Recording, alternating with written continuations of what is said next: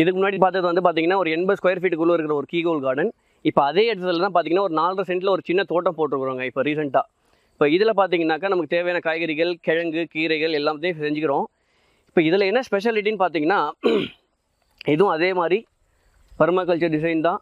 அதே போல் மண்ணை நம்ம மறுபடியும் ஏர் ஓட்ட போகிறதில்ல, கொத்தி கலர போகிறதில்ல. அங்கே இருக்கிற கழிவுகள் அங்கேயே போட்டுட்டு மறுபடியும் அந்த க்ராப் ரொட்டேஷனை மட்டும் பார்த்துட்டு நம்ம செஞ்சுக்க போகிறோம். இப்போ நம்மக்கிட்ட இந்த இடத்துல மட்டும் ஒரு 12லேருந்து 15 வகையான தக்காளிங்க இருக்குது. சில இதுங்க காய்ப்பில் இருக்குது, சில இதில் இப்போ தான் பூவாக பூத்துட்ருக்கு. அது இல்லாமல் கிழங்குகள், கீரைகள், சொரக்காய், பூசணி அந்த மாதிரி சில வெரைட்டிஸும் நிறைய இருக்குங்க உள்ள. திராட்சை தக்காளி, இது வந்து பார்த்திங்கன்னா திராட்சை தக்காளி. இது வந்து எல்லோ பியர். அடுத்து பார்த்திங்கன்னா எல்லோ பியர் டொமேட்டோ. மஞ்சள் குடம் தக்காளி. இப்போ பார்த்திங்கன்னா இது ஓவர் வாட்டரிங், தண்ணி வந்து அதிகமாக போயிருக்கு, அதனால தான் வெடிக்க ஆரம்பிச்சிருக்கு. நீங்கள் நார்மலாகவே தக்காளியை பொறுத்த வரைக்கும் தண்ணி அதிகமாக கொடுத்தீங்கன்னா உள்ளே எவ்வளோ வளர்ச்சி இருக்குதோ அந்த அளவுக்கு தோல் வேகமாக வளராது. அதனால் வேண்டி தோல்கள் வெடிக்க ஆரம்பிச்சிடும். நம்ம வெடிக்க ஆரம்பிச்சிச்சுன்னா அது ஏதோ ஒரு பிரச்சனை, நோயின்னு தெரிஞ்சுக்க வேணாம், தண்ணி நீங்கள் அதிகமாக கொடுக்குறீங்கன்னு அர்த்தம். இது வந்து பார்த்திங்கன்னா டோயாங்னு ஒரு டொமேட்டோ வெரைட்டிங்க. இது வந்து இப்போ மஞ்சள் கலரில் இருக்கு இல்லையா, இதே மாதிரி மஞ்சள் கலரில் தான் இன்னும் பெருசாக வரும். இந்த ஸ்டஃபிங் டொமேட்டோன்னு சொல்லுவாங்க இல்லையா, கட் பண்ணிங்கன்னா உள்ள கேப்சிகம் மாதிரி இடம் இருக்கும். அதில் வந்து ஏதாச்சும் நீங்கள் ஸ்டஃப் பண்ணிவிட்டு அதை மறுபடியும் கட்டிட்டு இந்த இட்லி குண்டெல்லாம் போட்டு வேக வைப்பாங்க இல்லையா, அந்த மாதிரி வேக வச்சு சாப்பிடக்கூடிய ஒரு தக்காளி ரகம். இங்கே பார்த்தீங்கன்னா கோல்டன் செர்ரி, இந்த மஞ்சள் கலர், இது வந்து கோல்டன் செர்ரி. தக்காளியை பொறுத்தவரை 2 விஷயம் பார்த்துக்கலாங்க. ஒன்று டிட்டர்மினன்ட், சின்னதாக குத்து செடியாக வரக்கூடிய ஒரு செடிங்க. இன்னொன்று வந்து பார்த்தீங்கன்னாக்கா இன்டிட்டர்மினன்ட், பெருசாக கொடியாக போகும், நீங்களாக அழிக்கிற வரைக்கும் இல்லை நோய் வந்து சாகிற வரைக்கும் அந்த செடிகளை வந்து காய்ச்சிட்டே இருக்கும். அதில் வந்து சின்னதாக குத்து செடியில் இருக்கிறதையும் அந்த கிளைகளை உடச்சி வச்சா உங்களுக்கு தக்காளி செடி இன்னொன்று புதுசாக உருவாகிடும், இல்லை இந்த மாதிரி கொடி ரகத்தையும் உருவாகிடும். அது எப்படி எடுக்கணும்னு பார்த்தீங்கன்னா அங்கே போயிடலாம். இந்த இன்டிட்டர்மினன்ட் வெரைட்டிலே முக்கியமான ஒரு விஷயம் என்னென்னா, இதில் வந்து ஒரு காம்பு வரும், அதாவது இது மெயின் ஸ்டெம்னு வச்சுங்களேன், அடியிலேருந்து வருது மெயின் ஸ்டெம், இது நடுத்தொண்டு. அதிலேருந்து ஒரு கொத்து வந்து தக்காளிக்கான டைரெக்டான பூ வரும். இன்னொரு கொத்து வந்து பார்த்திங்கன்னா இது வந்து சக்கர்னு சொல்லுவாங்க. இந்த இலைக்கு மேலே இந்த ஆம்பீட்டுன்னு சொல்லுவாங்க. இந்த ஆம்பீட்டில் ஒரு தண்டு எக்ஸ்ட்ரா கிளம்பும். ஒரு கொத்து அதாவது ஒரு தக்காளியோட கொத்து, ஒரு சக்கர்ஸு, அப்புறம் இன்னொரு தக்காளியோட கொத்து, இன்னொரு சக்கர்ஸ், அப்படி தான் ஒன்று ஒன்றா மாறி மாறி வரும். இந்த மாதிரி ஆல்டர்னேட்டிவாக வரும். அப்போ அந்த மாதிரி வரும்போது இந்த சக்கர்ஸை உடச்சி, இப்படி உடைக்கக்கூடாது, இதை கட் பண்ணிவிடுங்க. கட் பண்ணிவிட்டு நீங்கள் நட்டுட்டிங்கன்னா இது வந்து ஒரு புது செடியை மாறிடும். அந்த மாதிரி இந்த செடி காட்டிடலாம். இது வந்து காஸ்டோலிட்டோ ஃப்ளோரிண்டினான்னு ஒரு தக்காளி செடிங்க. இது வந்து ஒரு இன்டிட்டர்மினன்ட் வெரைட்டி தான். ஸோ இந்த செடியிலேருந்து கட் பண்ணி எடுத்து ஒரு 25 போத்துங்க இங்கே நட்டுருக்குறோம். அது எல்லாமே இப்போ காய்ப்பில் இருக்குது. ஸோ இதே போல் லைஃப் வந்து அதுக்கு இருக்கும். என்ன, இதில் வாழற நாட்களை விட கொஞ்சம் அது கம்மியாக இருக்கும்.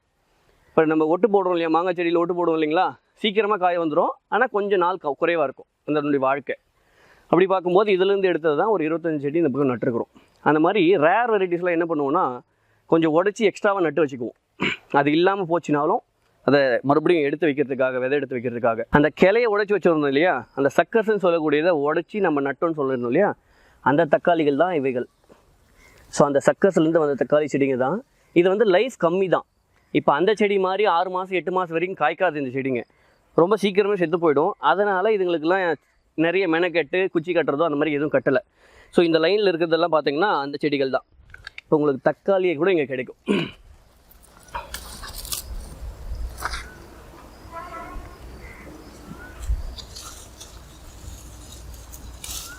இது காஸ்டோலிட்டோ ஃப்ளோரிண்டினான்ற ஒரு ரகம். அதே போல் 25 நாள் வரையும் கெட்டு போகாதுங்க. கட் பண்ணிங்கன்னா விதை ரொம்ப கம்மியாக இருக்கும், இந்த தோலோட திக்னஸ் வந்து ரொம்ப அதிகமாக இருக்கும். அதனால் இது வந்து சீக்கிரமாக கெட்டு போகிறதில்ல. தக்காளியில் இந்த குச்சி கட்டுறதா இருக்கட்டும், இல்லை தூக்கி கட்டுறதா இருக்கட்டும், இதில் நிறைய விஷயம் இருக்குங்க. நம்ம ஃபஸ்ட்டு என்ன பண்ணுவோம், நார்மலாக இருக்க ஒரு கம்பியில் ஃபஸ்ட்டு ஒன்று கட்டிடுவோம். அடுத்தடுத்து கட்டும்போது என்ன ஆகும், முன்னாடி இருக்கிறதுலாம் ஃபுல்லாக வந்து லூஸ் ஆகிட்டே வரும். அப்போ என்ன பண்ணலான்னா, ஒன்று உங்கள் எந்த ஹைட்டுக்கு வேணுமோ அந்த அளவுக்கு இழுத்து பிடிச்சி கட்டிட்டு, அதுக்கப்புறம் இந்த கம்பியை அதே லெவலில் பிடிச்சிக்கோங்க. பிடிச்சிட்டு இந்த மாதிரி 2 சுற்று சுற்றிக்கணும். 2 சுற்று சுற்றிட்டு இதை கட்டிடலாம், நாட் போட்டுடலாம், ஒரே ஒரு நாட்டு, ஒன்றும் பிரச்சனை இல்லை. கட்டிட்டு, ஏன்னா இங்கே வந்து மறுபடியும் நீங்கள் இங்கே இழுத்திங்கன்னா முன்னாடி இருக்குது அப்படியே லூஸ் ஆகும். அப்போ இதை இன்னும் டைட்டாக கட்டுறீங்கன்னா அப்படியே லைனாக கட்டிகிட்டே வர பின்னாடி இருக்கிறதுலாம் ஃபுல்லாக லூஸ் ஆகிடும். அப்போ என்ன ஆகும், தக்காளி செடி தூக்கி கட்டியும் பிரயோஜனம் இல்லை, ஃபுல்லாக மண் தரையில் பட்டுக்கும். கட்டிட்ட பிறகு இதை வந்து இப்படி சுற்றி விட்டுறணும். இந்த செடிகள் வளருது இல்லையா, இந்த பக்க கிளைகளை உடச்சி விட்டுட்டு இதை வந்து இப்படி சுற்றி விட்டுறணும். ஸோ இந்த மாதிரி வந்து ஒவ்வொரு வாரமும் இந்த செடிகளை இந்த மாதிரி சுற்றிட்டே வந்தோம்னா இந்த ஹைட்டுக்கு வர வரைக்கும் பார்த்துக்கணும் நம்ம. ஏன்னா தக்காளி செடியோட இலை வந்து ரொம்ப மிருதுவானது. ஸோ மண்ணில் பட்ட உடனே பூஞ்சானன்றதை ஒன்று பிடிச்சிரும். பூஞ்சானம் பிடிச்சிச்சின்னா என்ன ஆகுனா, ஃபுல்லாக உங்களுக்கு அந்த இலையெல்லாம் சுருங்கி மஞ்சள் கலரில் மாறி செடி செத்து போகிறதுக்கான நிறைய வாய்ப்பு இருக்குது. இதே அந்த தண்டு படலாம். தக்காளி செடியை பொறுத்தவரையும் தண்டு வந்து வேறு விடலாம், தண்டு நல்லா ஆழமாக கூட நட்டு வேறு விட வைக்கலாம். ஆனால் இலைகள் வந்து தரையில் படக்கூடாது, உடனே உங்களுக்கு வந்து ஃபங்கஸ் பிடிச்சிடும். அப்போ அந்த நோய்க்கு வந்து காப்பாற்றணுன்னா அது வந்து தக்காளி செடியை மேல் நோக்கி இருக்கணும் எப்போவுமே. ஏன்னா நம்ம தரையில் தண்ணி விடுவோம், இல்லை தண்ணி விழுவோம், அந்த மண்ணில் பூஞ்சானங்கள் நிறைய இருக்கும், அதெல்லாம் உருவாகி இந்த செடியை வந்து சீக்கிரமாக கொண்டுவிடும். அந்த லைஃப்பை வந்து அதிகமாக பண்ணுறதுக்கு ஒரே ஒரு வழி, தக்காளி செடியை பொறுத்த வரைக்கும் நீங்கள் அதை தூக்கி கட்டிட்டு இந்த மாதிரி சுற்றி விட்றணும் இந்த கொம்பில், அதாவது இந்த டொயினோட ஸ்ட்ரென்த்தில். இந்த மாதிரி வச்சுட்டிங்கன்னா அப்படியே கொஞ்சம் கொஞ்சமாக அதனால மேலே ஏறி வரும். ஒரு வாரமும் அப்படி ஒரு சுற்று சுற்றிட்டோம்னா தக்காளி செடியை வந்து ஈஸியாக காப்பாற்றிடலாம். இப்போ அதே இடத்துல இங்கே பார்த்தீங்கன்னா செவந்தம்பட்டி கத்திரி இருக்குது. இப்போ செவந்தம்பட்டின்னு சொல்லிட்டு நிறைய ரகங்கள் வெளியிட்டுட்டாங்க. இப்போ ஒரிஜினல் பார்த்தோம்னா அது இதுதாங்க. இங்கே முன்னாடி கூட இருக்குது செவந்தம்பட்டி கத்திரிக்காய். இப்போது அது பார்த்திங்கன்னா ஒரு செரி வெரைட்டி சேர்ந்தது. அடுத்து ஒரு கோல்டன் செரி இருக்குது. இப்போ அதுக்கு கூட பார்த்திங்கன்னா அந்த நிலத்துலேருந்து எடுத்துகிட்டு வந்து மிளகா செடிகளை வச்சுருக்குறோம். அது இப்போ மறுபடியும் ஒரு காய் காய்ச்சிருக்கு பாருங்கள்.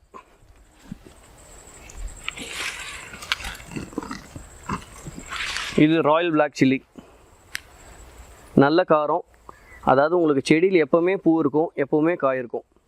அதனால் 2-3 செடி வச்சுக்கிட்டிங்கன்னா போதும், உங்களுக்கு அந்த பச்சை மிளகாய் தேவையை வந்து ஈஸியாக பூர்த்தி பண்ணிடலாம். அடுத்து சில மக்காச்சோளங்கள், மல்டி கலர் கார்ன். இது வந்துலாம் பார்த்திங்கன்னா மல்டி கலர் கார்ன், ஒரே மக்காச்சோளத்தில் பல நிறங்கள் வருங்க. அதாவது பார்த்திங்கன்னா 8லேருந்து 12 ரகங்கள், 12 கலர் வரையும் வரும் ஒவ்வொரு மக்காச்சோள கதிர்லேயும். சைஸ்லாம் ரொம்ப சின்னதாங்க, நம்ம எதிர்பார்க்குற பெரிய பெரிய சைஸ்லாம் வரதில்லை.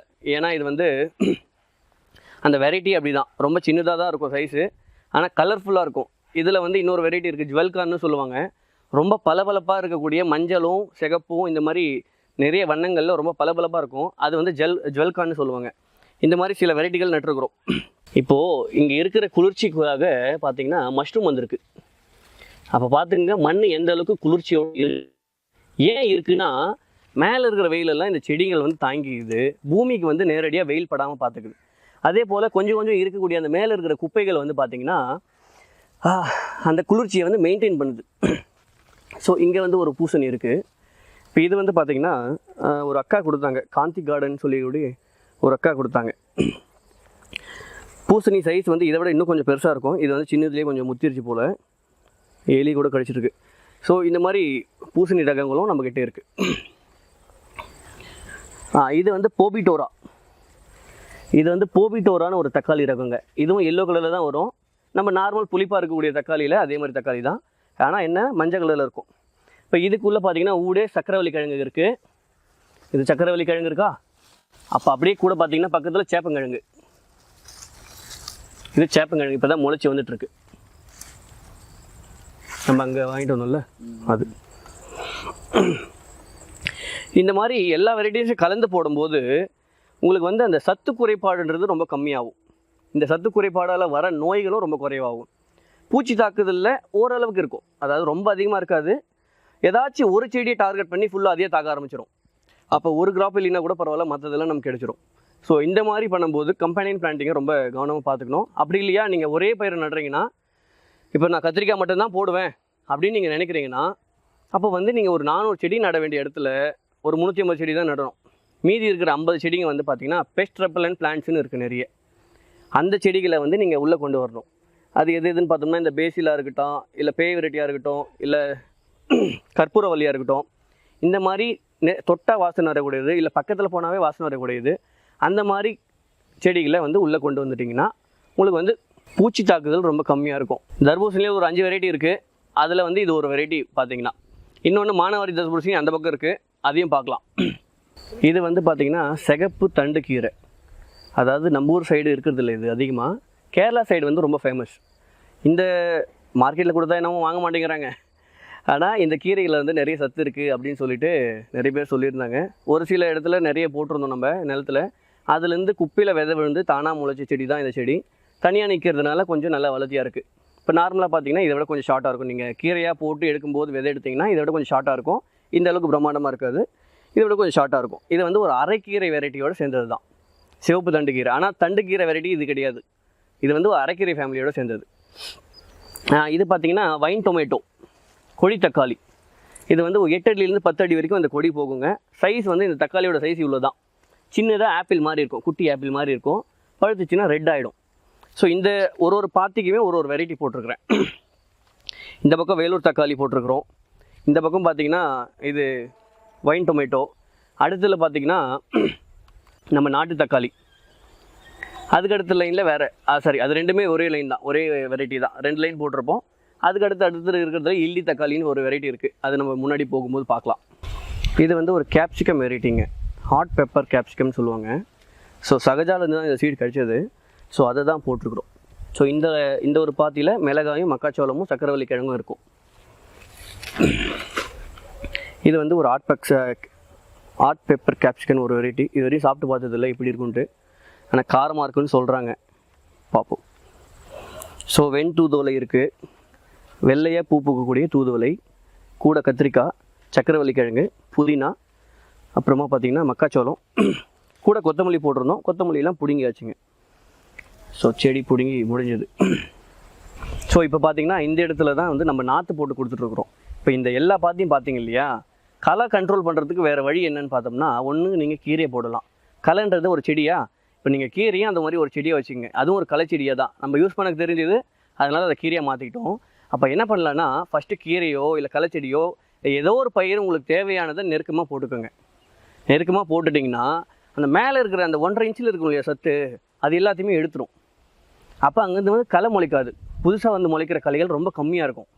ஏன்னா அங்கே இருக்கிற விதைகள் வந்து காரத்தன்மை அந்த மேலே இருக்கிற மண்ணில் காரத்தன்மை அதிகமாகிட்டு இருக்கும். ஒரு விதை முளைக்கணும்னா அமிலத்தன்மை வேணும். இதுக்கு ஒரு எக்ஸாம்பிள் பார்த்தோம்னா, நீங்கள் டெய்லியும் தண்ணி விடுவீங்க, களையே முளைக்காது. ஒரு மழை பெஞ்சிச்சுன்னா எல்லா களையும் முளைச்சிடும். அப்படியே எல்லாமே டக்குன்னு வளர்ந்து மேலே வரும். அதுக்கு என்ன காரணம் பார்த்தீங்கன்னா, மழையில் இருக்கிற அமிலத்தன்மை. அந்த அமிலத்தன்மை இருந்தால் தான் ஒரு விதை முளைக்கிறதுக்கு தகுதியான ஒரு மாறுது. சும்மா நார்மலாக இருக்கிற தண்ணியில் முளைக்கிற விதையை விட இந்த மாதிரி மழை தண்ணியில் முளைக்கிற விதைங்க வந்து ரொம்ப அதிகமாக இருக்கும். அதனால தான் நம்ம விதை நேர்த்தி கூட மழை தண்ணி வச்சு போடணும் அப்படின்னு சொல்கிறது. அப்போ இந்த மாதிரி நெருக்கமாக ஏதாச்சும் ஒரு பயிரை போட்டுட்டு அதுக்கப்புறம் உங்களுக்கு தேவையான கூட நட்டுக்கலாம். அப்போ நான் என்ன பண்ணுறேன்னா, ஃபஸ்ட்டு இந்த பாத்தி போடும்போது இங்கே வரைக்கும் சொல்கிறேன், மற்ற இடத்துல கீரை போடுறோம். இந்த இடத்துல பார்த்திங்கன்னா நாற்று போட்டிருந்தோம். அதாவது இப்போ ஆர்டர் பண்ணுவாங்க இல்லையா, நம்மக்கிட்ட விதையாக கேட்பாங்க. விதை போட்டு எடுக்க முடியாதவங்க என்ன பண்ணுவாங்க, நாற்றா கேட்பாங்க. அந்த மாதிரி நாட்டு காய்கறி தேவையான நாற்றுங்க, கத்திரிக்காய் இருக்கட்டும், மிளகாய் இருக்கட்டும், தக்காளி இருக்கட்டும், அந்த சீசனில் மட்டும், எல்லா நேரத்துலையும் கிடைக்காது. அந்த சீசனில் மட்டும் முன்னாடியே புக் பண்ணிங்கன்னா அவங்களுக்கு தேவையான நாற்றுகள் வந்து 1000மோ 2000மோ 5000மோ 10,000மோ தேவையான அளவு போட்டு கொடுக்க முடியும். ஆனால் ஒரு சில வெரைட்டிஸ் மட்டும்தான். அதாவது இப்போ நாட்டு தக்காளியா, நம்ம தமிழ்நாடு ஃபுல்லாக நாட்டு தக்காளி கொடுக்க முடியும். ஏன்னா மற்ற எல்லா தக்காளியும் கொடுத்துட்டோம்னா என்ன ஆகும்னா, ஒரு வெரைட்டி எம்மண்ணில் ரொம்ப நல்லா விளையுது, பக்கத்து நிலத்துக்காரில் ரொம்ப கம்மியாக விளையுது. அதுக்கு நிறைய ரீசன் இருக்குது. என்னென்னு பார்த்தோம்னா, இப்போ நம்ம மண்ணில் போடுறோம், நம்ம மண்ணை விட சூப்பராகவும் வரலாம் அவங்களுக்கு, மற்றவங்களுக்கு, இல்லை அதை விட ரொம்ப மோசமாகவும் வரலாம். ஏன்னா அந்த மண்ணுக்கு அது தகவமைச்சிருக்கா இல்லையான்றது நம்மளால் சொல்ல முடியாது. இப்போ இதே நாட்டு தக்காளின்னு பார்த்தோம்னா பூர்வீகமாக இந்த இடத்துல இருந்தது. ஸோ இந்த இடத்துல இருந்ததை நீங்கள் எங்கே போட்டாலும் ஓரளவுக்கு நல்லாவே வரும். அதாவது கூடவும் இருக்கலாம் விளைச்சல், குறைவாகவும் இருக்கலாம். இருந்தாலும் ஒரு ஆவரேஜ் விளைச்சல் வந்து கொடுத்துரும். இதே மாதிரி தான் அந்த முள்ளு கத்திரிக்காயும் சரி, இல்லை நம்ம நாட்டு மிளகாயும் சரி, இல்லை உங்களுக்கு இதுதான் வேணும்னாலும் அதையும் போட்டு கொடுக்குறதுக்கு தயார். பட் ஆனால் அதை நீங்கள் தான் ரிஸ்க் எடுத்துக்கணும். நீங்கள் நட்டு பார்த்துட்டு நீங்கள் வருதா இல்லைன்றதை நீங்கள் தான் சொல்ல முடியும். நம்ம இங்கேருந்து சொல்ல முடியாது. ஏன்னா அவங்க மண்ணும் அங்கே இருக்கிற சூழலும் அங்கே இருக்கிற தண்ணியும் அந்த தன்மைகள் தான் அதை முடிவு பண்ணுது அந்த செடி அங்கே வளர்கிறதுக்கு தகுதியானதா இல்லையான்றதை. அப்போ இங்கே ஏற்கனவே இருந்த ரகங்களை அதிகமாக, அதாவது ஒரு விவசாயி கேட்குறாங்கன்னா ஒரு 1000மோ 2000மோ அந்த மாதிரி நாற்றுகள் உற்பத்தி பண்ணி கொடுக்க முடியும் நம்மளால்.